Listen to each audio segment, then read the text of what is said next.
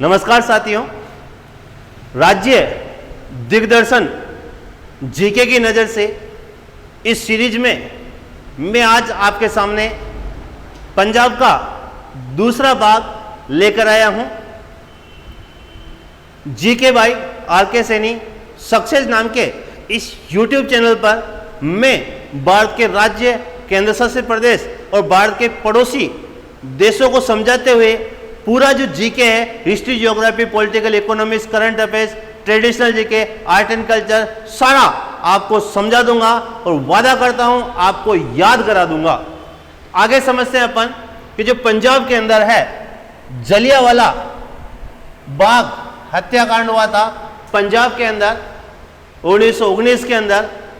इसकी पृष्ठभूमि में बताता हूं कि जो पंजाब है, इस पंजाब के अंदर रोल एक्ट का किसान विरोध कर रहे थे, क्योंकि रोल एक्ट ऐसा काला कानून था जिसमें अंग्रेज भारतीय क्रांतिकारियों को जबरदस्ती बिना सबूत के पकड़ के उन्हें जेल में डाल देते थे और भारतीय जो है क्रांतिकारी है वो उसके खिलाफ अपील भी नहीं कर सकते थे।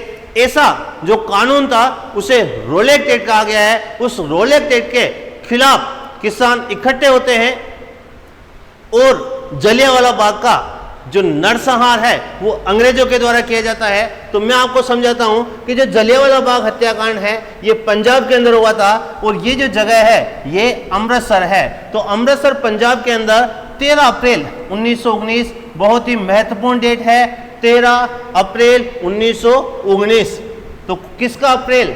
13 अप्रैल 1919 को अमृतसर पंजाब के अंदर जलियांवाला बाग हत्याकांड होता है। कारण मैंने बताया कि जो रोलेक्ट एक्ट है, ये रोलेक्ट एक्ट एक सिडनी रोलेट की अध्यक्षता में एक कानून प्रेषित किया गया जिसको रोलेक्ट एक्ट कहा गया और 1919 के अंदर ये रोलेक्ट एक्ट का कानून बनाया गया। तो इसके जो अध्यक्ष थे सिडनी रोलेट थे और रोलेक्ट एक्ट कब बनाया गया? तो 1919 के अंदर। तो जो रोलेक्ट एक्ट है 1919 के अंदर बना था और इस रोलेक्ट एक्ट की जो अध्यक्षता है वो सिडनी रोलेट थे और इस कानून का विरोध करने के कारण ही जलियांवाला बाग हत्याकांड होता है। तो इस रोलेक्ट एक्ट के तहत, इस काले कानून के तहत इसे बिना अपील का, बिना वकील का और बिना दलील का कानून कहा गया है। इसे काला कानून कहा गया है। काला कानून इसलिए कि गिरफ्तार कर लेंगे मगर बिना सबूत के गिरफ्तार कर लेंगे और उसके खिलाफ आप अपील भी नहीं कर सकते, इसलिए इसे काला कानून कहा गया है।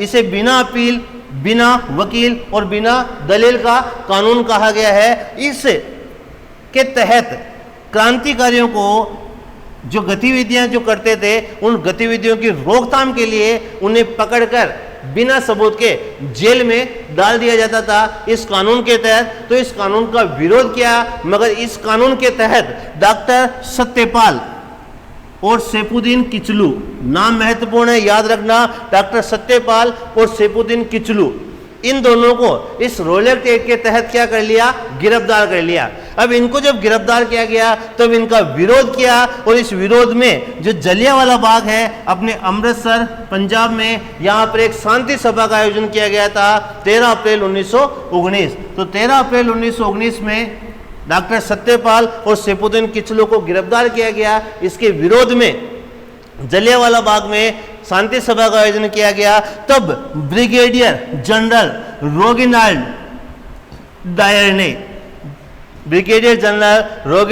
डायर ने भीड़ पर गोलियां चला दी। बहुत सारे किसान मारे गए। लगभग इस समय 1500 किसान मारे गए मगर जो सरकारी आंकड़ा है वो बताता है कि 379 किसान मारे गए और 1200 किसान ही क्या हुए थे?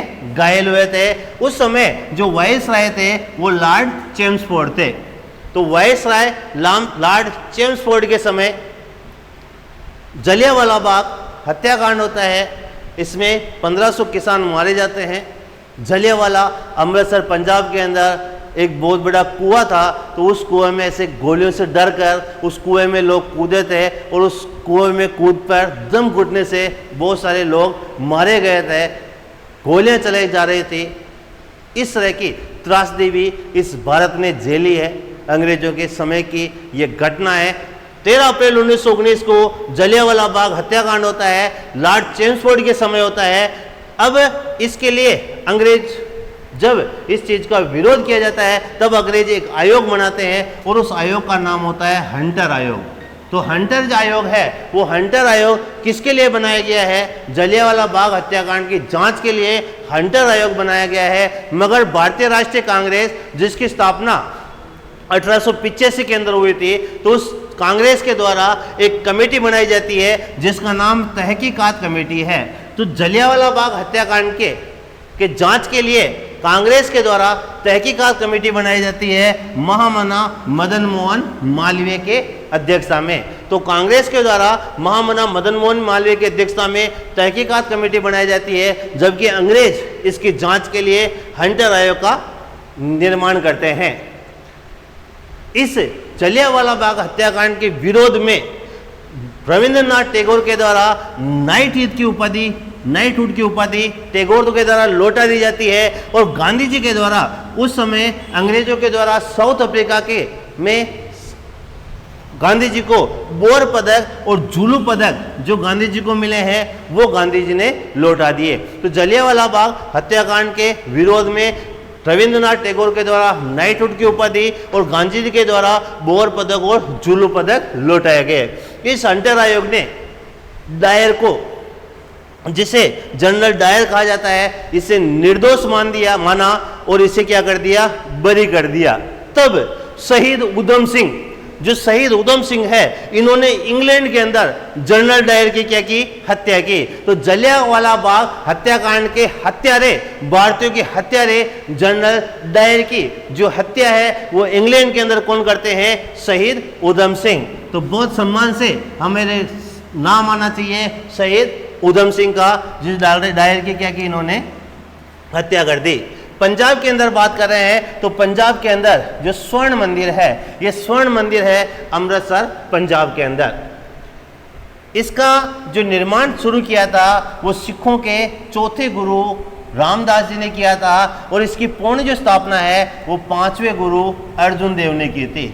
सिखों के जो प्रथम गुरु है उस गुरु नानक देव हैं और इनके 10वें गुरु है गुरु गोविंद सिंह जी है और इनके जो चौथे गुरु है रामदास जी हैं और इनके 5वें गुरु है अर्जुन देव। तो चौथे गुरु रामदास जी ने शुरू किया और पूर्ण स्थापना 5वें गुरु अर्जुन देव ने की थी। सिखों का सबसे बड़ा गुरुद्वारा है ये और इसे हरमिंदर साहब भी कहते हैं और इसे दरबार साहिब भी कहा जाता है। तो दरबार साहिब और हरमंदिर साहिब स्वर्ण मंदिर को कहा जाता है। सिखों का सबसे बड़ा गुरुद्वारा है, चौथे गुरु रामदास जी ने शुरू किया था और पूर्ण स्थापना 5वें गुरु अर्जुन देव ने की थी। यहाँ स्वर्ण मंदिर में जो सोना है वो महाराजा रणजीत सिंह जी ने चढ़ाया था।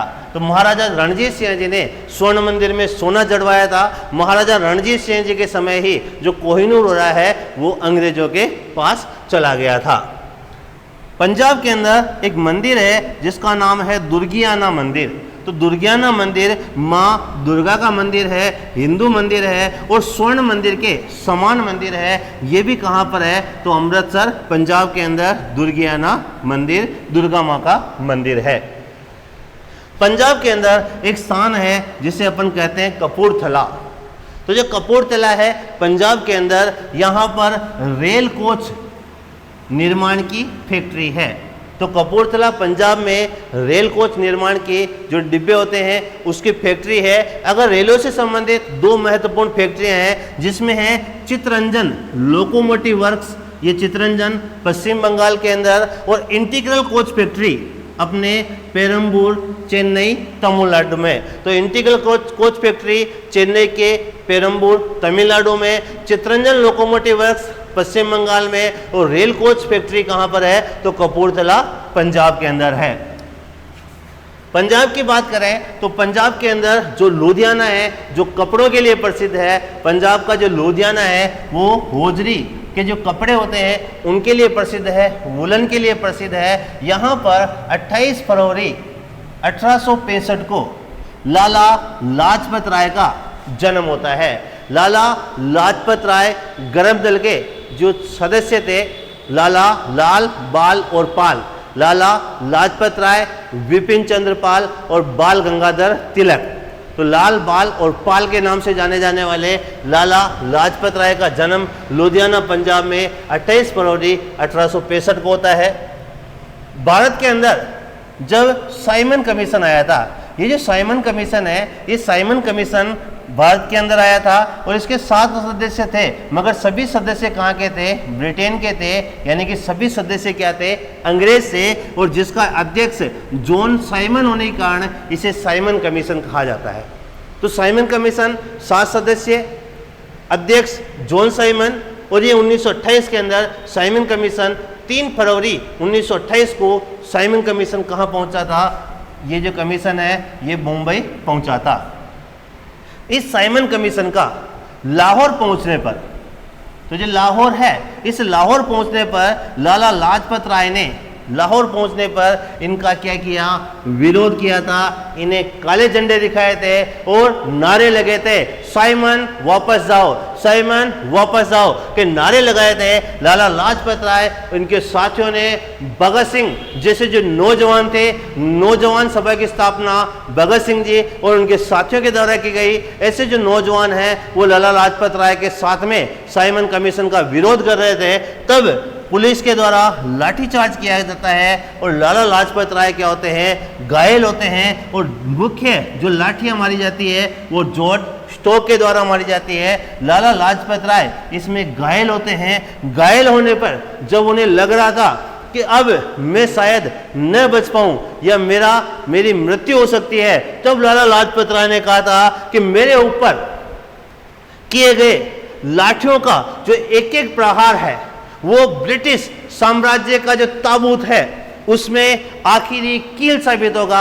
ताबूत होता है जिसमें आदमी को दफनाया जाता है और वो डिब्बा होता है जिस डिब्बे को पैक किया जाता है और उसके ऊपर कीलें ठोक दी जाती है कि मुर्दा बाहर नहीं निकल जाए, तो उसके ऊपर कीलें ठोक दी जाती है ताबूत में। तो इस तरह से लाला लाजपत राय कहते हैं कि मेरे ऊपर जो लाठियों का प्रहार किया जा रहा है, ये लाठियों का जो प्रहार है ये ब्रिटिश का जो ताबूत बनेगा, अंग्रेजों का जो ताबूत बनेगा, उसके अंदर जो लास्ट जो कील ठोकी जाएगी वो मेरे ऊपर जो प्रहार है, इस तरह के उपमा दी है कि मेरे ऊपर किए गए लाठियों का एक एक वार ब्रिटिश साम्राज्य के ताबूत में आखिरी कील साबित होगा। लाला लाजपत राय का निधन होता है। लाला लाजपत राय को उपाधि है पंजाब केसरी।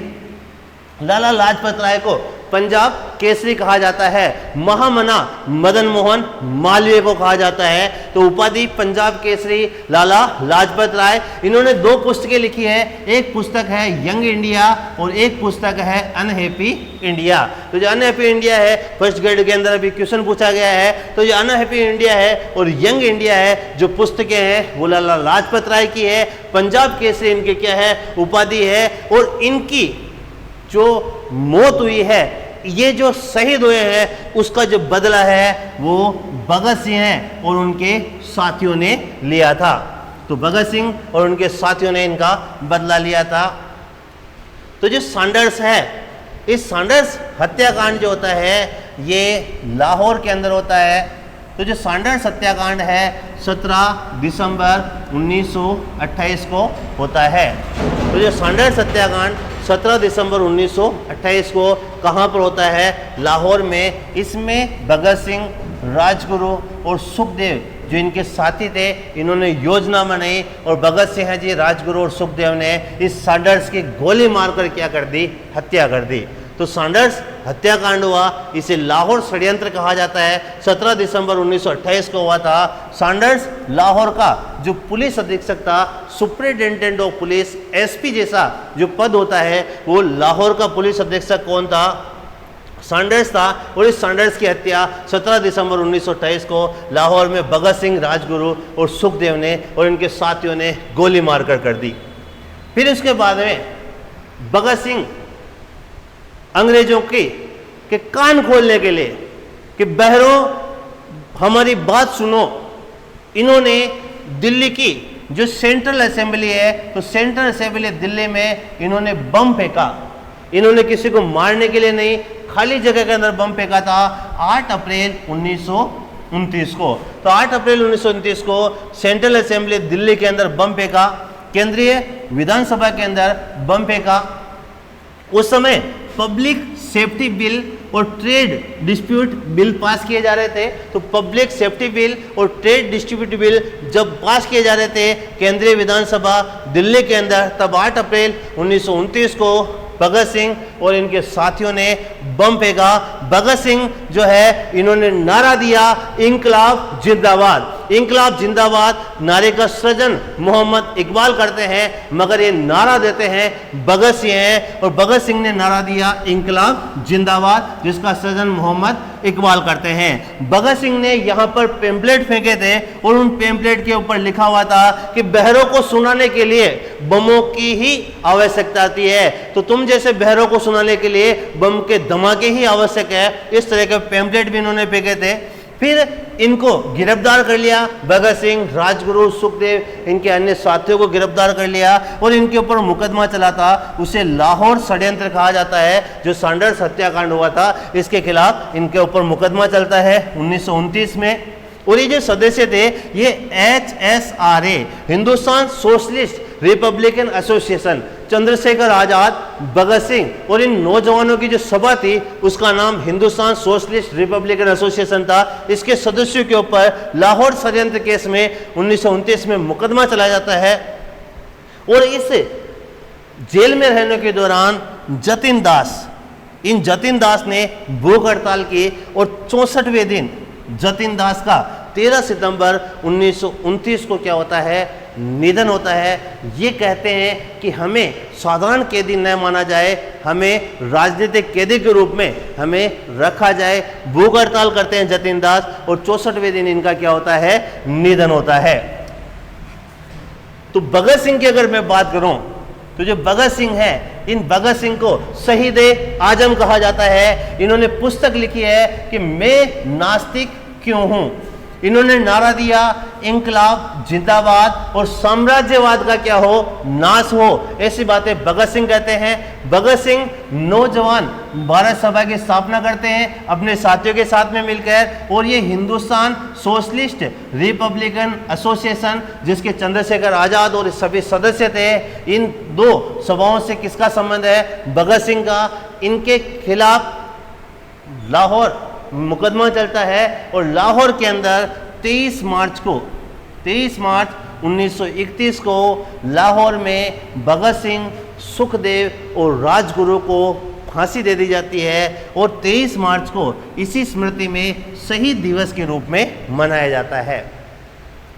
भगत सिंह जी के फांसी देने से पूर्व ही चंद्रशेखर जो आज़ाद है, इन चंद्रशेखर आज़ाद को अल्फ्रेड जो पार्क है, इस अल्फ्रेड पार्क के अंदर चंद्रशेखर आज़ाद जी एक गुप्त मंत्रणा कर रहे थे। मुखबिरों के ज़रा सूचना दे दी गई, तब अल्फ्रेड पार्क जो इलाहाबाद वर्तमान में प्रयागराज यूपी के अंदर 27 फरवरी 1931 को चंद्रशेखर आज़ाद अंग्रेजों से मुठभेड़ करते हैं। और उस मुठभेड़ के अंदर जब अंतिम गोली चंद्रशेखर आज़ाद के पास बजती है, तब चंद्रशेखर आज़ाद उसे खुद अपनी कनपट्टी के अंदर तमंचा रखकर उस गोली को चला देते हैं कि जो चंद्रशेखर आज़ाद है वो आज़ाद था और आज़ाद ही रहेगा। तो जो चंद्रशेखर आज़ाद है ये खुद को अंतिम गोली मार देते हैं। और अल्फ्रेड पार्क, जिसका अब नाम है चंद्रशेखर आज़ाद पार्क, ये चंद्रशेखर आज़ाद का क्या होता है, यहाँ पर निधन होता है। पंजाब की जो बात है, उस पंजाब में एक मेला पड़ता है जिस मेले को कहते हैं जोड़ मेला। जोड़ मेला अपने पंजाब में गुरु गोविंद सिंह जी के जो बेटे हैं जोरावर सिंह और फतेह सिंह, इनकी याद के अंदर इस जोड़ मेले का आयोजन होता है। और ये जोड़ मेला गुरुद्वारा फतेहगढ़ साहिब के अंदर क्या होता है, आयोजित होता है। पंजाब के अंदर बॉर्डर है जिसे अपन कहते हैं बाघा बॉर्डर। बाघा बॉर्डर अपने पंजाब के अंदर है, जिसे एशिया की बर्लिन वॉल के नाम से भी जाना जाता है। पंजाब की अपन बात करें तो जो राकेश शर्मा है, राकेश शर्मा अपने पंजाब के थे। और राकेश शर्मा कौन है, तो भारत के प्रथम अंतरिक्ष यात्री। तो भारत के जो प्रथम अंतरिक्ष यात्री हैं वो यात्री कौन थे, राकेश शर्मा।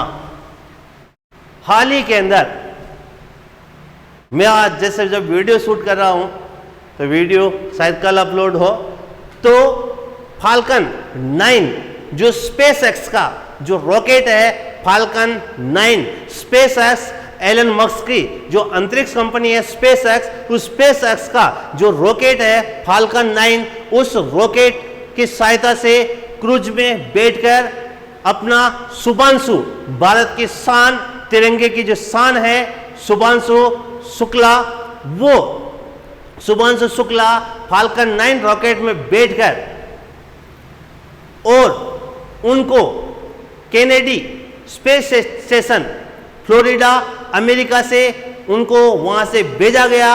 एक्जिमो 4 मिशन, इस मिशन का नाम रखा गया है एक्जिमो 4 मिशन। फाल्कन 9 स्पेस एक्स के रॉकेट के अंदर ये यहां से गए हैं और अंतरिक्ष के अंदर जो अंतरिक्ष स्टेशन है उस अंतरिक्ष स्टेशन के अंदर पहुंचे हैं ये। तो जो शुभांशु शुक्ला है वो भारत का पहला व्यक्ति बन गया है, पहला ऐसा भारतीय बन गया है जो स्पेस स्टेशन अंतरिक्ष स्टेशन के अंदर गया है। लगभग 430 किलोमीटर ऊंचाई के ऊपर 50,000 किलोमीटर की स्पीड से जो स्पेस स्टेशन है वो पृथ्वी का चक्कर लगा रहा है। उस स्पेस स्टेशन के अंदर भारत का पहला व्यक्ति शुभांशु शुक्ला गया है। तो Shubhanshu Shukla falcon 9 rocket Kennedy space station Florida America से नासा और स्पेस एक्स की संयुक्त जो परियोजना है उसके तहत 4 यात्री गए हैं, जिसमें एक अपना शुभांशु शुक्ला भारत का गौरव भी शामिल है। तो जो पहला जो अंतरिक्ष यात्री है राकेश शर्मा वो कहाँ के है? पंजाब के। मेरे साथ बने रहिए, जीके बाय आर के सैनी सक्सेस नाम के इस चैनल पर बने रहिए। मैं आपको राज्य दिग्दर्शन जीके की नज़र से इन्हीं राज्यों का और केंद्र शासित प्रदेशों का अध्ययन कराऊंगा और पूरा का पूरा जो जीके है वो आपके माइंड में उतार दूंगा। मेरा आपसे वादा है। बहुत बहुत धन्यवाद।